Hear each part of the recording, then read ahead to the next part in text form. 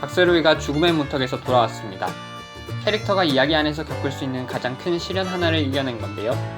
세로이에게 자기의 죽음만큼이나 힘겨운 시련이 또 닥쳤습니다. 사랑하는 이서의 죽음을 막아야 하는 세로이.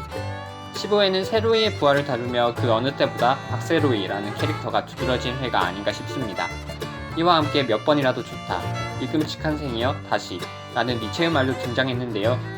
이태원 클라스의 스토리 구도를 한 문장으로 요약하면 이 말을 쓸 수 있을 겁니다. 종영까지 단 한 회.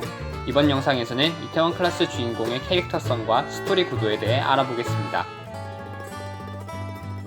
박세로이에게 빠지지 않을 수가 없습니다. 박서준 배우가 연기하는 박세로이는 정말 매력적인 캐릭터입니다. 캐릭터가 존재해야 하는 이유인 동기와 목표, 캐릭터가 인기를 끄는 요소인 성격과 약점을 통해 이를 설명해보죠. 세로이는 아버지의 복수라는 원초적이고 공감받기 쉬운 동기를 가지고 있습니다. 이 동기는 15회에서도 나온 손현주 배우의 호연으로 광명 첫 주차에 확실하게 기반을 다졌습니다.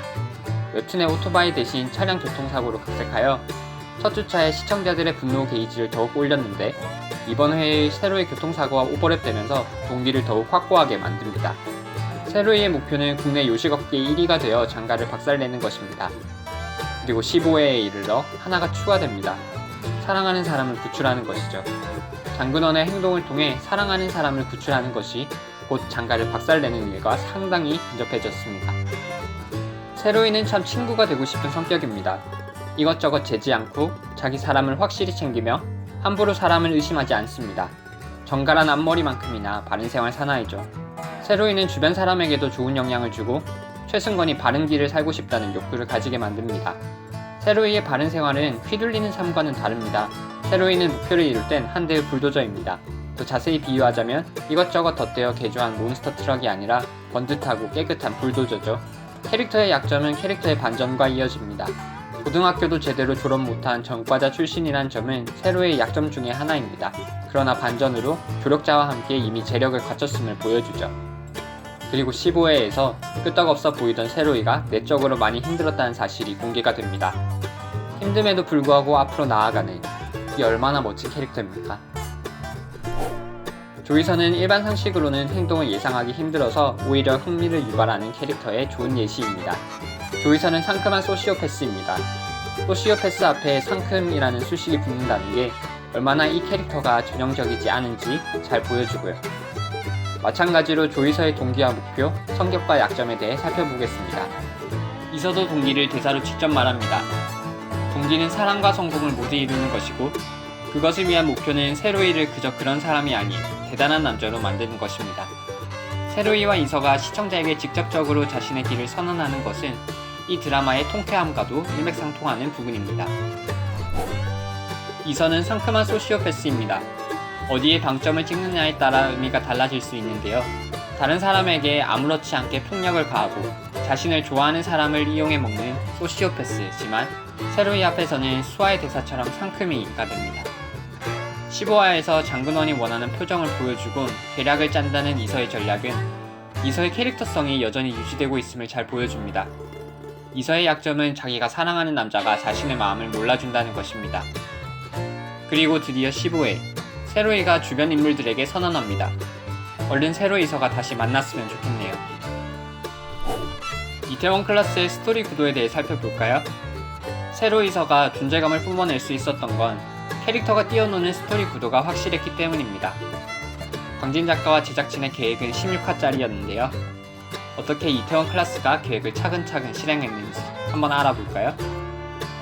세로이처럼 확고한 목표를 향해 불도저처럼 달리는 캐릭터가 주인공인 이야기는 주로 주인공에게 끊임없이 시련을 겪게 하는 플롯을 가지고 있습니다.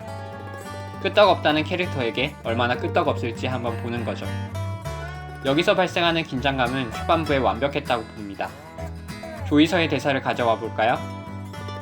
전학간지 5분, 퇴학, 아버지 교통사고 사망, 가해자 은폐, 살인 미수, 2년 징역, 전과자, 7년간 모아 차린 가게의 영업정지. 그럼에도 끄떡없다. 갓 전학 온 고등학생, 전과자 출신의 작은 가게 사장에게 요식업계 1위인 인간성 없는 재벌이 내리는 시련은 너무 무자비합니다. 하지만 시련이 크면 클수록 긴장감도 더 커지는 법이죠. 마치 계란을 점점 더 큰 바위로 찍으면서 깨지는지 안 깨지는지 보는 느낌입니다. 하지만 이 플롯이 중반부에 잠시 위기를 맞이합니다. 캐릭터의 반전으로 캐릭터가 이미 상당한 재력을 보유한 사람이라고 제시했는데 그때부터 세로이는 계란이라고 부를 수 없는 존재가 되어버렸습니다. 실현의 규모는 오히려 초반부보다 스케일이 큽니다. 단밤에 영업 중단을 위해 장 회장은 서울 이태원에 건물을 사버리고 다른 투자회사를 통해 10억 단위의 투자 번복으로 세로이를 위기로 몰아넣습니다. 그러나 세로이는 더 이상 계란이 아닙니다. 건물에서 내쫓길 신세면 다른 건물을 사서 위기를 극복하는 캐릭터를 어떻게 악당이 곤란하게 할 수 있을까요? 장군원도 이서의 녹음 파일 한 방에 아웃되면서 장근수가 장군원의 역할을 대신하지만 세로이에게는 큰 위협이 되지 않습니다. 아이씨가 성장한 이후에는 더 심합니다. 이제 최후의 결전을 향해 가는데 최종 보스가 그만 병사할 위기입니다. 주인공은 적수가 사라질까봐 전화를 해서 악당을 살리죠. 세로이라는 다이아 보이를 부술 수 있는 건 좀처럼 없습니다. 상황이 이렇다 보니 장 회장의 카리스마가 많이 떨어져서 보는 내내 걱정이었습니다. 세로이가 신경 쓰인다고 하지만 할 수 있는 건 주주총회에서 노려보는 게 다고 아들들은 자꾸 말을 안 듣습니다. 오히려 장근원이 세로이에게 죽음의 시련을 부과하면서 최종 빌런 역도 아들에게 빼앗기는 게 아닌가 생각했습니다. 그런데 15회 광진 작가와 제작진은 색다른 방법으로 장 회장이라는 노인 캐릭터의 카리스마를 되살렸습니다. 병든 노인은 예전만큼 힘을 과시할 순 없지만 더욱 치졸하고 잔꾀를 부리는 악마가 될 수는 있죠. 세로이와 장 회장의 대치를 통해 16회에서 클라이맥스를 맞이하기 위한 준비를 모두 마쳤습니다.